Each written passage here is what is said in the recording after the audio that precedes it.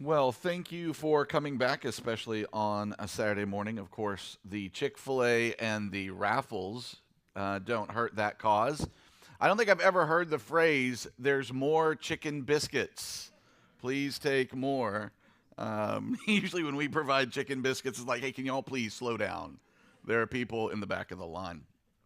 Uh, so, yesterday we looked more at a theological rationale, if you will, for the connection, um, as Matt was saying. And today we want to become a little bit more practical.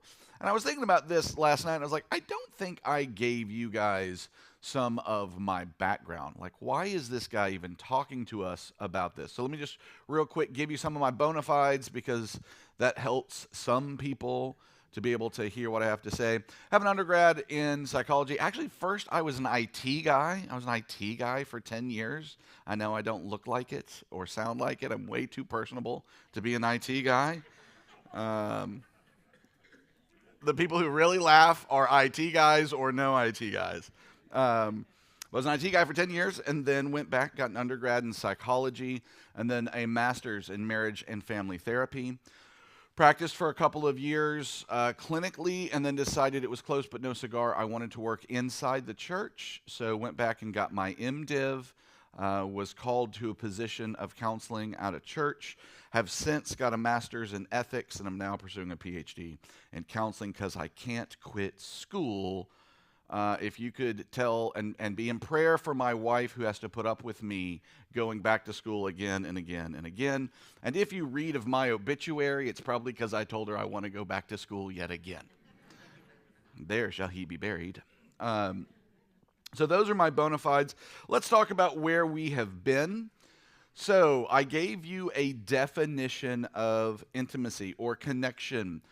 Deep and abiding connection as a result of being genuinely known and received by another. And I told you that if you take away anything from these 2 days, if you took away that, it would actually do you a lot of good.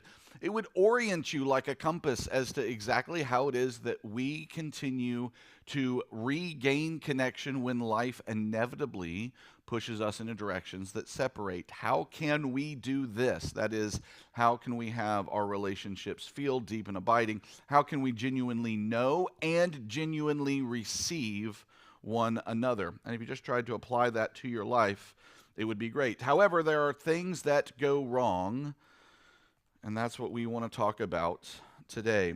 First, answering the question of what went wrong theologically. I am a pastor, of course. And the reason we started theological is because that's where we get our authority.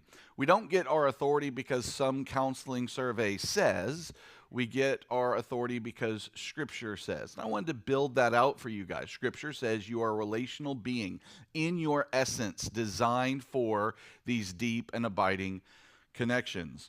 But the question I left you with, if you remember from last night, was if you are married, you have already found the person that is to be that one flesh union. You have made a declaration before a watching audience at your wedding, and a covenantal commitment at that, that this is the person that I'm supposed to be most intimate with. And yet, as anyone who's been married for any length of time will tell you, things go wrong. And we find ourselves often separate and feeling isolated. And so my question for us is, what goes wrong, and then how do we do anything about it? And the first thing that goes wrong, of course, is sin.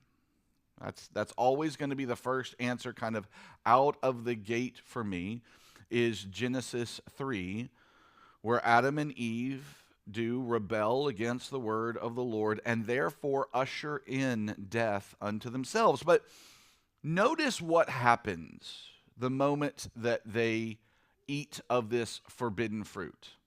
By the way, God gave them everything that they could ever want. I want you to think about, we read yesterday in Genesis 1, the great commission that you should be fruitful and multiply, you should have dominion over all things, and that you should eat anything pleasing to the eye or to the touch except for this one fruit.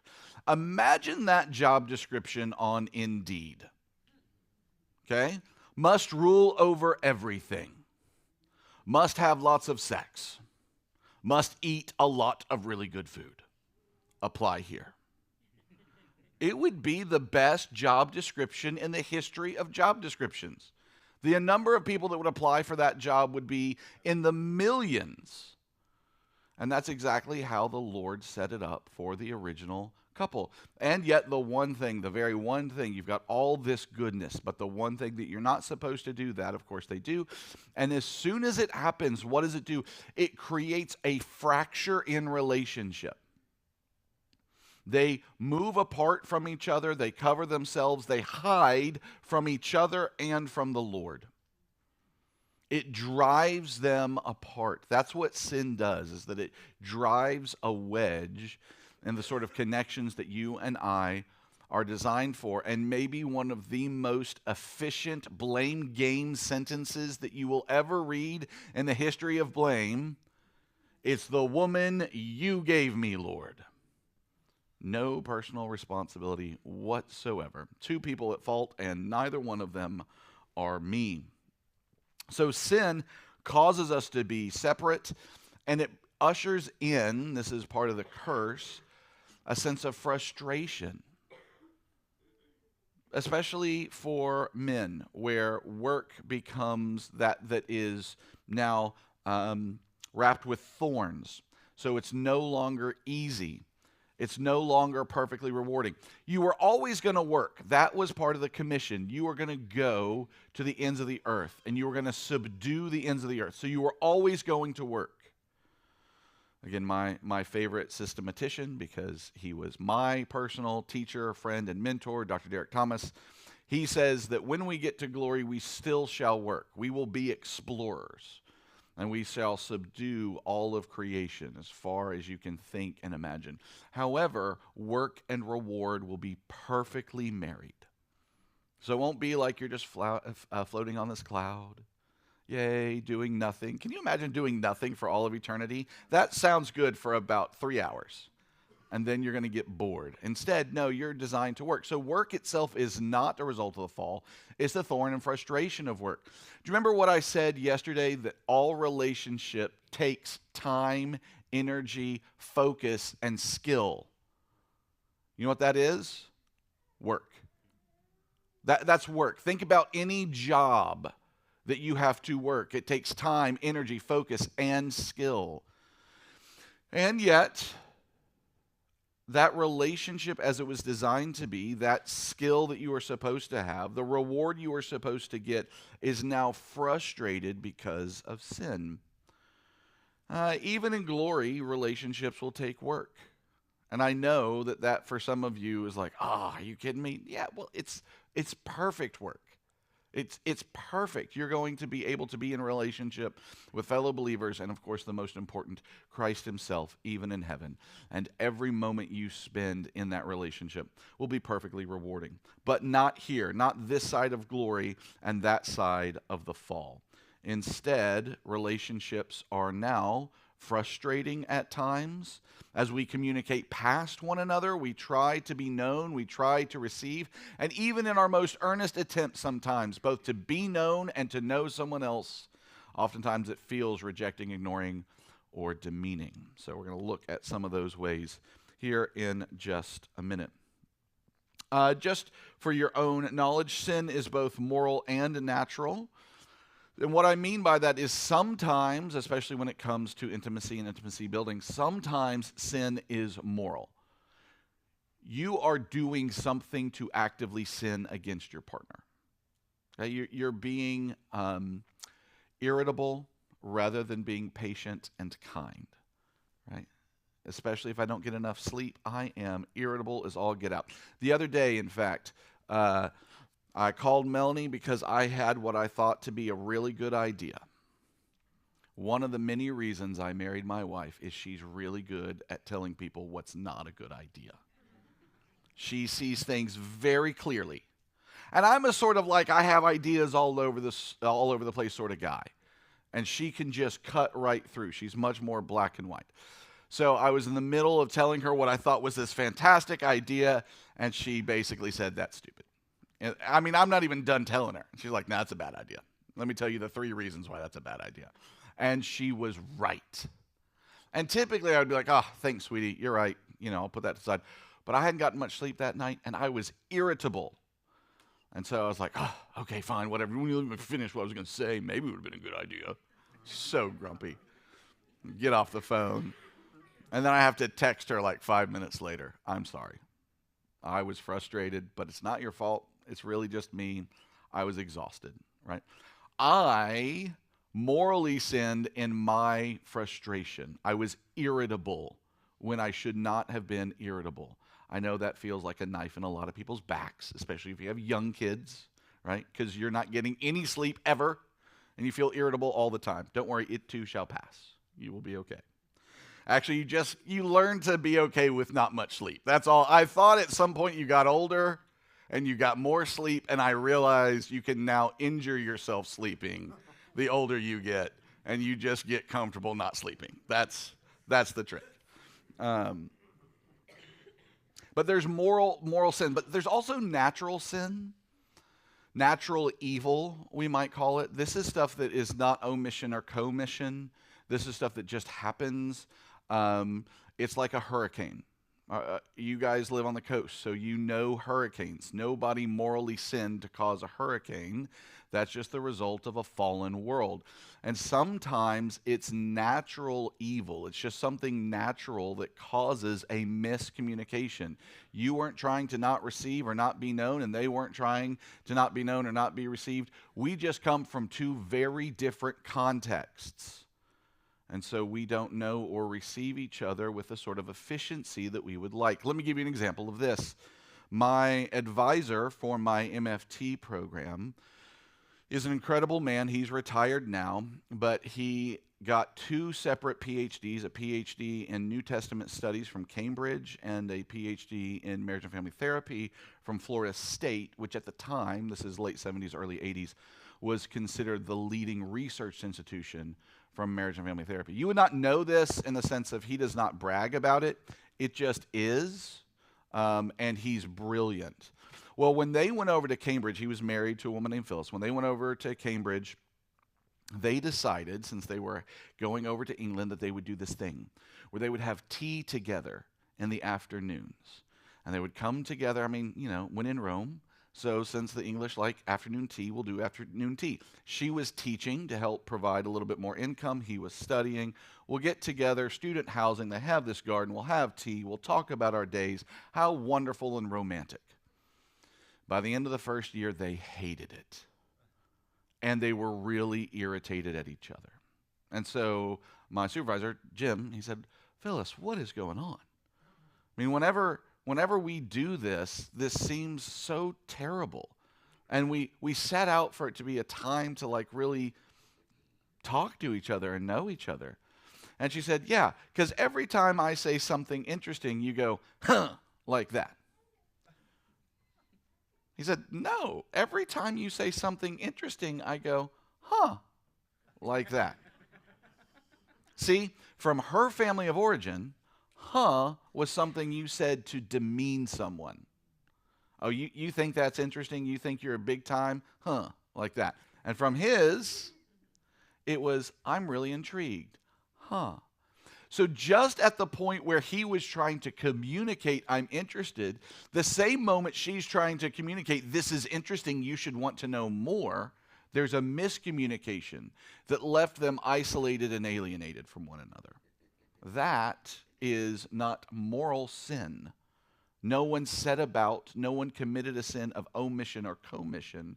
It's natural evil. It's the way that our family of origin has contextualized us with various thought patterns and way of communicating. Of course, the remedy is always what the remedy is for sin. Grace. And that's not grace then covers sin in a way that you no longer have to have effort. We'll talk about this as we go through for the rest of the morning. There is effort involved. However, we know, are you guys Westminster Catechism? Yeah, okay, great. There is question, oh gosh, I'm going to forget it now. It's the one that asks, is anyone able to follow the law. No mere man is able to keep the law, but doth sin in thought and word and deed daily. Right? According to the divines, you and I sin every single day. And not just one way, but all three ways. And when they say daily, they don't mean like once a day. They mean there's no day without sin. And if we're honest, because of total depravity, we believe we sin pretty much all the time. There's nothing that we do that isn't tainted in some way with sin. And so we need grace in order to move forward. But that grace should empower us to look more like Christ, not enable us to look less like him. And so one of the things as those who have been rich recipients of grace is that we're going to have grace for each other. We're going to show mercy when people make some of these errors that we talk about. We're going to be honest and talk about the error, but we're not going to do it in a way that rubs in each other's face, that gets angry and that demeans, but in a way that is gracious and kind, because Christ doesn't send his lightning bolts to get me every time I sin, or I would be one crispy Presbyterian. And because I'm not, I want my spouse to experience me as gracious and kind. So grace is the remedy that we all need. Sin creates errors in all three phases of the procedure of intimacy. So we're going to talk about procedure and process. I know those are oftentimes synonymous, but in the literature they are often broken out. So procedure is, and this might sound a little no duh, but it's initiation, maintenance, and conclusion. Those are the three phases of any intimate interaction. Oftentimes, you just need someone to nominate, to say those three things, and then all of a sudden it creates structure where you're able to go, oh, I know where my spouse and I often misalign. We misalign in maintenance. They want more than I can give. My appetite for emotional intimacy is only so high, and they want more of it, or they have an appetite for more physical intimacy, and I have so much. And so that's where we're having issues, is in the maintenance phase. All three phases of this have issues in and of themselves, and so we're going to look at all three of those. First, initiation errors. There's a guy by the name of John Gottman. Raise your hand if you've ever heard of John Gottman before. Okay, 1, 2, 3, 4, 5. If you've done any sort of, especially marriage and family therapy training, you're going to hear his name. But his name gets around in a bunch of different spaces. Malcolm Gladwell. How many people have read Malcolm Gladwell before? He's a relatively well-known author. He writes things like Outliers.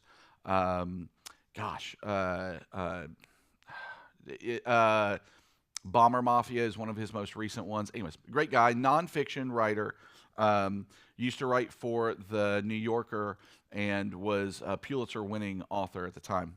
But has written a number of books. One of his books focuses on people who are able to make quick decisions. And one of the people that he focuses on is John Gottman. Why? Well, because he, through his studies, has been able to get to the point where he can, with like a 92 or 93% success rate, tell which couples will get a divorce and which ones will stay married by listening to a 5-minute segment of their conflict. That's it. And he's been audited by multiple outside agencies to make sure he's not messing with the data, and he's not. If you're interested in that material, like you actually want to read it in full, there's a really good, easy-to-read version that is Why Marriages Succeed or Fail by John Gottman.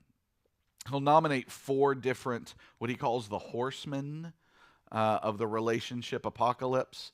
He's using Christian language. He's not a believer. I believe he is Jewish, but he's not a Christian. And he will say that it is defensiveness, stonewalling, criticism, and contempt. But really what he's listening for of all 4 is contempt. Contempt is looking down your nose at another. It's defined with the phrase, I would never. right? So if you're in a fight with your spouse and you think, I would never do that. I would never stay out with my friends for an extra hour and not let you know. I would know to text you or to call you. You're putting yourself on moral high ground. Okay? What do we know as Christians? As Christians, we know the seed of every sin lives in the heart of every man. There is no room for an I would never as a Christian. There is only room for I would and more, but for the grace of God. His restraining grace in my life makes sure that I don't sin in certain ways. So we should be immune, though we are often not, to the most difficult of the sort of communication errors that couples often have. We should not have any of those contemptuous thoughts, but we do. And the moment you notice those contemptuous thoughts, what do? You immediately stop them and bring them to the Lord. Lord, I'm so hurt. I don't think I would hurt another human like this, but I know that I've hurt the human that matters the most worse than this, my Lord and Savior Jesus Christ. And as you have had grace for me, help me to have grace for them. Not in a way that pretends like it doesn't happen, but in a way that allows me to stand up for what did happen and yet is kind and gracious and loving, right? And reflects the sort of character of my loving Heavenly Father and Lord and Savior Jesus Christ. So, a couple of the other things that Gottman talks about. One, bids for connection. Each one of you and each relationship has various bids for connection. This is an initiation event. I want to initiate some sort of contact with you. Now, it doesn't have to be I'm asking you for sex and sexuality. It could be I just want to talk to you about my day. I just want a kiss on the cheek. I just want to hold your hand for a minute. I just want a hug. I just want us to have some time alone. And there are various ways for you to communicate a bid for connection, both verbal and nonverbal. Sometimes it's a wink. Sometimes it's the tone of voice. Sometimes it's a posture. Sometimes it's an actual word spoken. So here's one of the very first things that you could ask about yourself and your marriage that would be really fruitful. What are my partner's bids for connection? Do you know them? What does it look like when they want to connect with you emotionally? What does it look like when they want to connect with you intellectually? What does it look like when they want to connect with you spiritually? What does it look like when they want to connect with you physically? What does it look like when they want to connect with you recreationally? Do I know their bids for connection? Have I made my bids for connection known? Do I even know my own? Oftentimes they work just slightly under the conscious level. And yet, when they're rejected, we feel really hurt when someone doesn't respond well. Now, responding well doesn't mean that just because you want something, I have to give in right now. It can be, I see and hear that you would like some sort of connection, and I need to get groceries in from the car. I've got kids that need to be fed, baths that need to be had. I've got a phone call with somebody from work that I need to get through. I don't have time right now, but I see it, I appreciate it, and we will connect later. Notice the assurance, okay? That's a really important piece in responding to a bid well, is to be able to say, I get it, I see you, I want it too, and even if we can't have it right now, we will have it soon. Now, John Gottman will say there's a 5-to-1 ratio. 5-to-1. Which means if you are doing this well at a 4-to-1 rate, you're losing. You're actually maneuvering away from each other and not towards one another. That seems really high, except that you do this all the time. Again, you get in the car and one of you just begins to speak and the other begins to listen. A lot of these bids happen naturally. However, once you begin to get into a situation, part of his later work is on trust. And when you get to the point where you no longer trust each other, any bid that isn't immediately responded to well feels like a rejection. And oftentimes you're afraid to respond positively to a bid because you're afraid of where it might lead, because you have so much negative experience. Trust, for John Gottman, that's the part of his two most recent pieces of literature. Trust, he says, is the currency upon which all relationships trade. Okay, that makes sense. But then what is trust? Trust is like the word intimacy. It's a natural concept, a concept that comes to us pretty intuitively, but when you try to define it, it can be hard to define. Have you ever tried defining the word trust without using the word trust in the definition? It's hard. And so his definition of trust, he actually doesn't give this in either of his books. He gave it in a sort of like TED Talk thing that he did for a group of therapists up in Seattle. And he said, again, 30,000-foot overview, if you had to ask me what trust is knowing you are for me even when it costs you. Okay, guys, I think John Gottman has hit a gospel definition of trust without even knowing what the gospel is. Remember what we talked about last night? He who stood in need of nothing chose to give everything just for you. For you, not for himself. That's somebody who's willing to give it all. In John, he says he is willing to go even to the end for his disciples. He's willing to give it all that you might be his. He is the most trustworthy, which is why the word we often interpret as steadfast in the Hebrew actually means trustworthy. And so if you don't have trust with one another, initiation in any sort of intimate contact is really, really difficult, nigh to impossible. And so then the question becomes, how do we build trust? How do I show you that I'm for you even when it costs me? That's the question, full stop. You do not ask the follow-up. How do you show me I can trust you when it costs you? Which is where everyone wants to start when they don't have trust. Instead, our job is to say, I am trustworthy. How is it that I can die to myself and live to you so that we can build trust with one another? And you must be willing to prove yourself trustworthy one more step than you feel like you should have to. And the other person has to be willing to trust you one more step than they feel that you have earned. The beautiful thing about that initial infatuation high with a couple is that you are just gifted this entire bankload of trust for no reason whatsoever. You haven't been through anything hard together yet. Wait till you have kids and their, job issues and health issues and all that. There's a bunch of stuff coming down the road, and yet you trust them implicitly, or otherwise you wouldn't get married to them.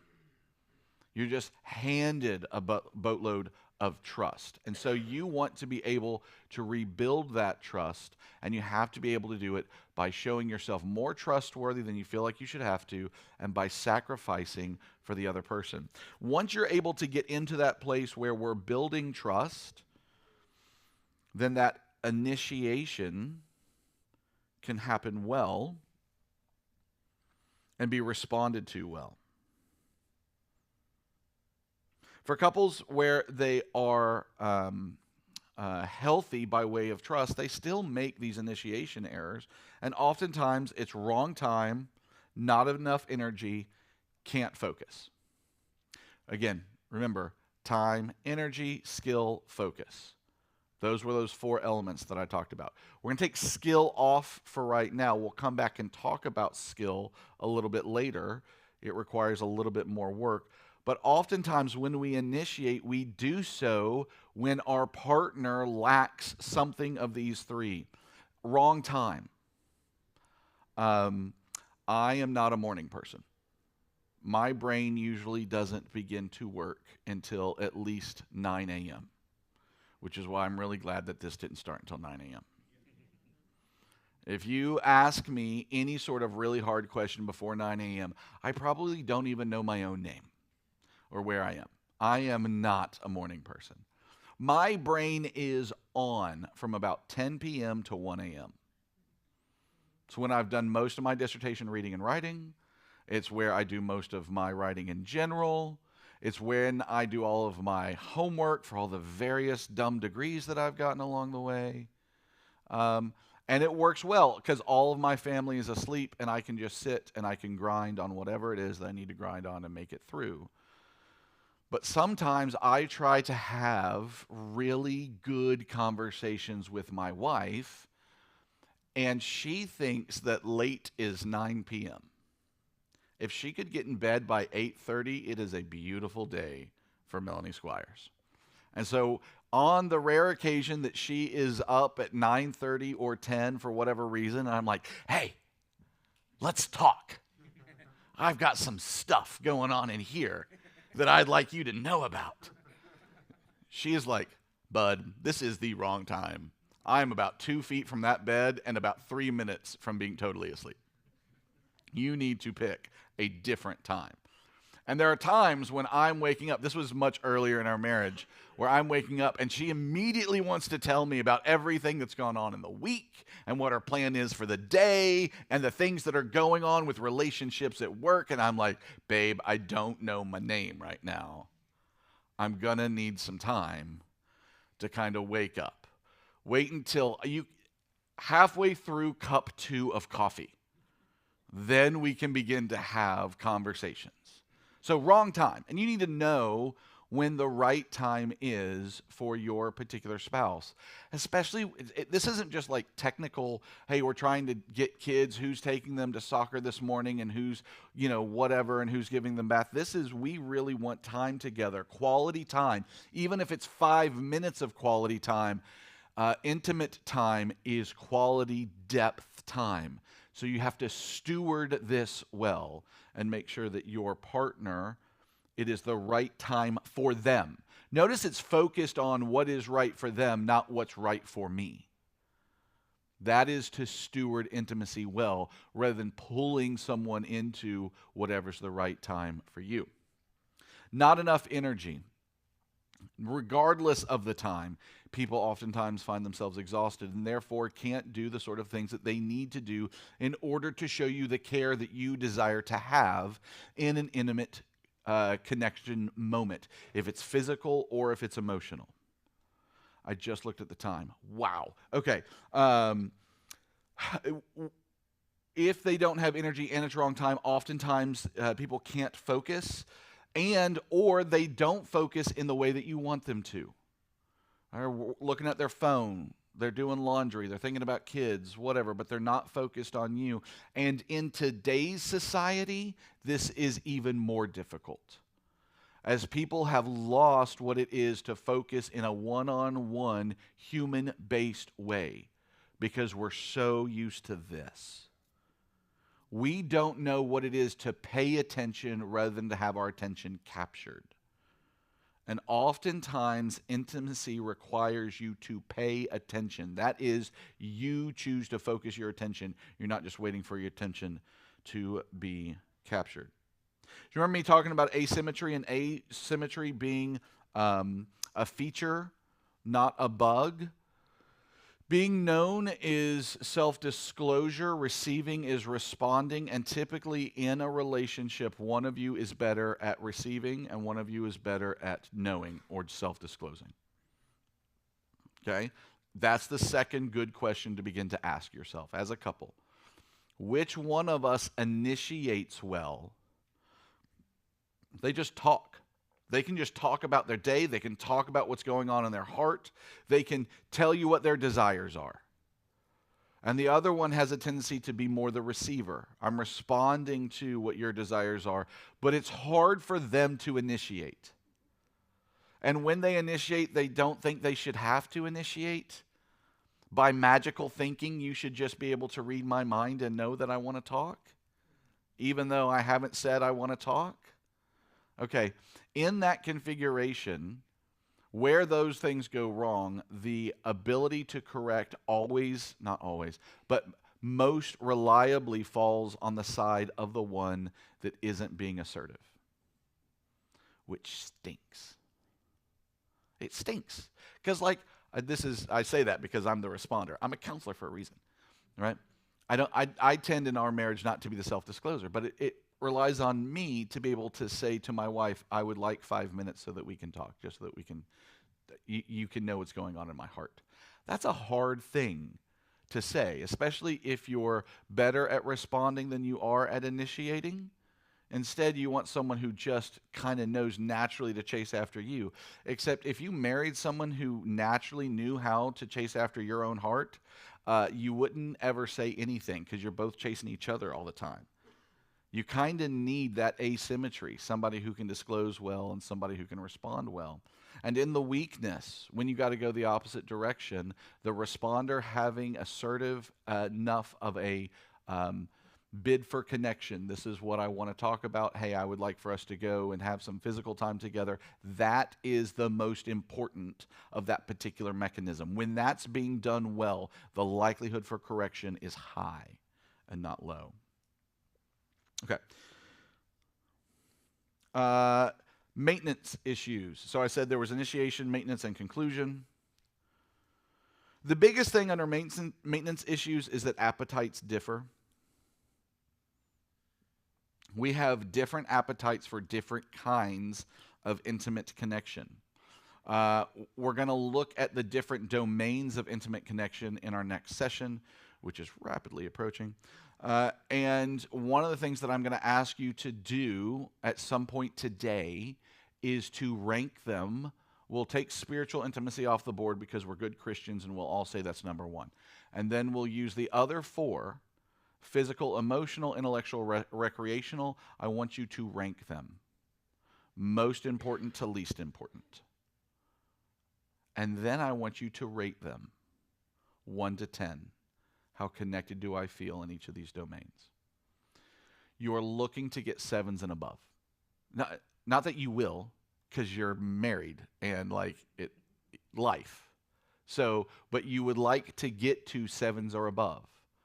And especially in whatever your partner's number one is. That's where your focus is. Not on standing up for myself and making sure that my number one is high. My focus is on you and how do I get your number one high, given whatever it is that is my preference. But I want you to know what my preference is. So different appetites, and you're looking to meet in the middle. One of you may have an appetite. We could talk and disclose our hearts and emotions all the time, and it still wouldn't be enough. And the other one's like, if we had 2 minutes of being really, really vulnerable, that's about the appetite I have for the year. And then other people would be more of we could be physical and having sex every single day, twice a day, it would be great. And the other one's like, if we had sex once a year, that would be fine. And your job is to navigate towards the middle, where you are seeking to meet the other's need while also disclosing your own and your own appetite. So the biggest issue in the maintenance phase is difference in appetite that feels like your appetite should be my appetite, and if it's not, there's something wrong with you, or you think there's something wrong with me, when the truth is appetites just differ. They just differ. And so it's just knowing what those appetites are and trying to play to them in a way that's connectional. Oh, let me go back for just a second. Conclusion errors.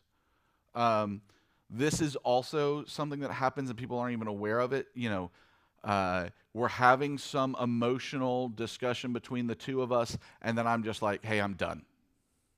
It's been my 2 minutes. That was great. I need to go do something over here.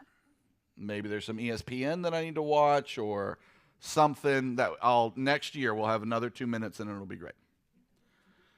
Rather than trying to do it in a skilled way, which is like, hey, I hear that you would like more of this and I want to get better at responding, but I feel like I've heard as much as I can right now based on where I am. Can we pick this back up in an hour, 2 hours, tomorrow morning?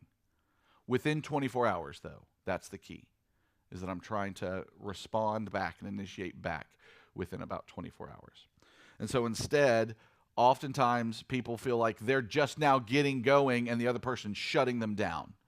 And that feels like a rejection, rather than, hey, we've just hit the peak of my ability, and so I want us to navigate towards a conclusion now. We'll pick it back up again later.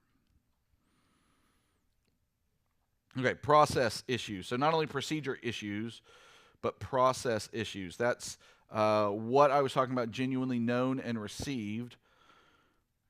Vulnerability,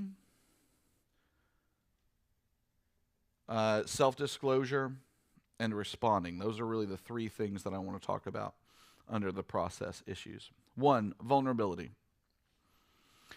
What keeps us from being vulnerable and known with each other? And there might be certain issues that you feel like I can't be known on this issue from my spouse or with my spouse. If you believe that, you have to check that belief. That's not always wrong. Okay, let me give you